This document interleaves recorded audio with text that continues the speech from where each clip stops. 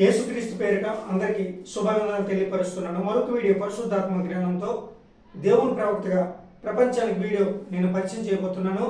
ఈ వీడియో పేరు ముఖ్య ఉద్దేశం ఏమిటంటే జపాన్ దేశానికి దేవుని రెండో రాకడ సూచన వచ్చింది. ఇది నెరవేరుతున్న ప్రవచనం. ప్రియమైన ప్రజలారా, ఈ వీడియో కూడా చాలా జాగ్రత్తగా వినండి. ఈ జపాన్ అనే దేశం కూడా దేవునికి వ్యతిరేకమైన దేశం కాబట్టి అలాంటి దేవుడు మరి దేశాన్ని కూడా నేలమట్టం చేయాలనే ఆయన ఉద్దేశంలో కలిగి ఉన్నాడు.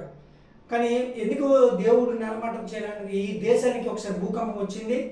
మరి ఆ భూకంపము వచ్చింది కానీ మరి చాలా భయంకరమైన పరిస్థితుల్లో ప్రజలు ఉన్నారని కూడా మరి యూట్యూబ్లో చూడడం జరిగింది. ఎందుకంటే ఇవన్నీ కూడా దేవుడు నా ముందుగా బయలుపరిచాడు. కానీ నేను ఎందుకంటే యూట్యూబ్లో వచ్చినాయి కాబట్టి మరి నేను ఆ పాయింట్లు తీసుకొని మరి ఈ దేశాల కొరకు నేను మోకాలు ప్రార్థన చేసినప్పుడు దేవుడు నాకు ఈ విషయాలు తెలియపరిచాడు. ఇవన్నీ కూడా ఇప్పుడు జపాన్ దేశం కూడా మరి రెండో రాకడ సూచన. అంటే నేను జపాన్ దేశం కూడా నేను తీర్పు సందేశం పంపించాను. ఇప్పుడు దీనికి కూడా రెండు పాయింట్లు ఉన్నాయి. ఒకటి, తీర్పు సందేశము అంటే అర్థం ఏంటంటే జపాన్ నేలమట్టం అయ్యే అవకాశాలు ఉన్నాయి. మరి ఇంకొక పాయింట్ ఏంటంటే రెండో రాకడ ఎగ్జాంపుల్, అంటే రెండో రాకడ సూచన. ఇది ఎగ్జాంపుల్ కింద ఇది రాయబడి ఉందన్నమాట. కాబట్టి మరి ఎంత భయంకరమైన జీవితాలు జీవిస్తున్నారో ఈ జపాన్ దేశంలో ఉన్న ప్రజలు, మరి మీకు అర్థమయ్యే ఉంటుంది అనుకుంటా. గూగుల్లోకి నేను తీసుకోలేదు, ఇంకా గూగుల్లోకి వెళ్ళలేదు. కానీ తొందరగా వీడియోలు నేను పెట్టే దేవుడు బయలుపరిచాడు కాబట్టి తొందరగా నేను పెట్టేస్తాను వీడియోస్.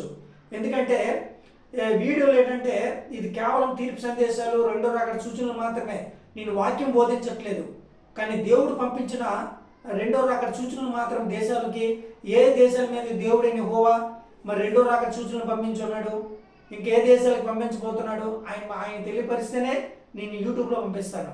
కాబట్టి కొన్నిసార్లు దేవుడు తెలియపరచపోయినా నేను కొన్నిసార్లు పరిశుద్ధాత్మ జ్ఞానంలో గ్రహించి నేను కొన్ని దేశాలకు తీర్పు సందేశం పంపించి రెండో రాకడ సూచనలు కూడా నేను పంపించే అవకాశాలు వస్తున్నాయి. కాబట్టి చాలా జాగ్రత్తగా వినండి. మరి వీడియో పేరు ఏంటంటే జపాన్ దేశం మీదకి రెండో రాకడ సూచన యెహోవా పంపించి ఉన్నాడు. ఇది నెరవేరుతున్న ప్రవచనం. ఇప్పుడు నెరవేరుతుందండి ప్రవచనం.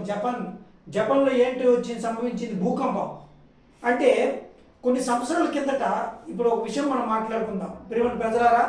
కొన్ని సంవత్సరాల కిందట భూకంపాలు వస్తే అక్కడక్కడ భూకంపాలు వచ్చేవి, అక్కడక్కడ తుఫాన్లు వచ్చేవి, అక్కడక్కడ ఉష్ణోగ్రత. ఇప్పుడు ఏంటంటే మొన్న పెట్టాను కదా వీడియో పెట్టాను, మీరు గ్రహించలేదు. అందుకోసమే మీరు ప్రపంచానికి దేవుని వాక్ అని టైప్ చేయండి, సబ్స్క్రైబ్ చేయమనే నేను దేవుని పేరిట మనం చేస్తున్నాను. ఎందుకంటే 5 తెగుళ్ళండి ఈ భూప్రపంచం మీద. ఈ 195 దేశాల మీదకి 5 తెగుళ్ళు వచ్చినాయి. ఈ 5 తెగుళ్ళు కూడా భూకంపాలు, ఉష్ణోగ్రత, యుద్ధాలు, తర్వాత తెగుళ్ళు. ఓకేనా? ఇవన్నీ కూడా 5 తెగుళ్ళు. ఈ 5 తెగుళ్ళు కూడా ఒకేసారి స్ప్రెడ్ అయినాయి. మీకు అర్థం కావట్లేదు. మీ ఇష్టానుసారంగా ఏదో ఊహించుకుంటున్నారు తప్ప ఈ 5 తెగులు ఒకేసారి స్ప్రెడ్ చేశాడు దేవుడు. భూప్రపంచం మీదకి ఒకేసారి 5 తెగులు పంపించాడు. కాబట్టి ఒక పక్కన భూకంపాలు, ఒక పక్కన తుఫాన్లు, ఒక పక్కన వెళ్ళి ఉష్ణోగ్రత, ఒక పక్కన గాలి తుఫాన్లు, ఒక పక్కన యుద్ధాలు, ఇవన్నీ కూడా ఒకేసారి స్ప్రెడ్ అయినాయి. అర్థమవుతుందా మీకు? ఏం దెయ్యం కూర్చున్నాయి గొర్రెల మీద, ఒకేసారి స్ప్రెడ్ అయినాయి. కాబట్టి ఎవ్వరు కూడా తప్పించుకోలేరు అని కూడా దేవుని ప్రవక్తగా నేను తెలియపరుస్తున్నాను.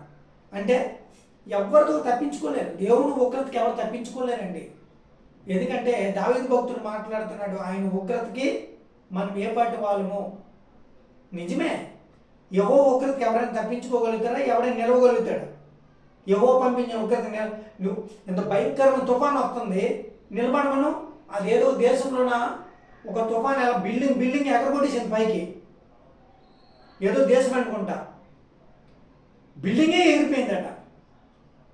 ఏ పాటలు ఆ పాటలు ఎగరగొట్టేసింది. అంత భయంకరమైన తుఫాన్ వచ్చింది. నువ్వు తుఫానికి నిల్చుంటావు దేవుడు పంపించిన తుఫానికి? కాబట్టి చాలా జాగ్రత్తగా ఉండాలి. ఎందుకంటే ఎంత తనలో తగ్గించుకొని హెచ్చించబడతాడు, తగ్గించబడతాడు. కానీ ఈ భూప్రపంచంలో చాలామంది హెచ్చించడానికి తల తీసుకుని ఎక్కువగా గర్వం అంటే నాశనానికి గుర్తే. కానీ చాలామంది ఏమనుకుంటున్నారంటే హెచ్చించబడుతున్నారు, తగ్గించుకోవట్లే. నాకు పోండ్రా బాబు నాకేదో చిన్న జాబ్ వచ్చింది, ఈ జాబ్ చేసుకుంటే నాకు సరిపోదని లేదు. ఈ జాబ్ తోట ఇంకో 10 జాబులు సంపాదించాలి, లేకపోతే ఏదో బంగ్లాలు కట్టాలా, మెద్దులు కట్టాలా, లేకపోతే బిల్లులు కట్టాలని చూస్తున్నారు తప్ప హెచ్చించుకుంటున్నారు కదా, తగ్గించుకోవట్లేదు. దేవుడు ఏం చేస్తున్నాడు ఇప్పుడు? ఆ హెచ్చించుకోల్ని కూల్చేస్తున్నాడు, తగ్గించుకోల్ని హెచ్చేస్తున్నాడు. ఇప్పుడు అదే జరుగుతుంది ఇక్కడ. ఓకేనా? కాబట్టి చాలా జాగ్రత్తగా ప్రార్థన చేసుకోండి. మీరు చేసిన పాపంలోని పశ్చాత్తాపం పడండి. ఇంకా ఎందుకంటే ఏదో అనుకుంటున్నారు, కానీ నేను చెప్తున్నాను చెప్పి దేవుడైన యెహోవా ఇర్మే ప్రవక్త గారికి ఏం చెప్పాడంటే, మా భక్తుడు నీకు చెప్పిందే చెప్పు నా కుమారా అన్నాడు. ఇర్మే ప్రవక్త కూడా చెప్పిందే చెప్పాడు, ఎవ్వరనలే. నోహో కూడా దేవుడు చెప్పిందే చెప్పాడు, ఎవ్వరనలే. ఇలా చెప్పుకుంటూ వెళ్ళిపోతే మోసే కూడా దేవుడు చెప్పిందే చెప్పన్నాడు, ఎవ్వరనలే. ఇశ్రాయేల్ ప్రజలు ఎవరైనా విన్నారా? ఎవరైనా కానాన్ దేశానికి వెళ్ళారా? ఎవ్వరనలే. ఒక ఇద్దరు వెళ్ళారు అంతే. వింటున్నారు కదా?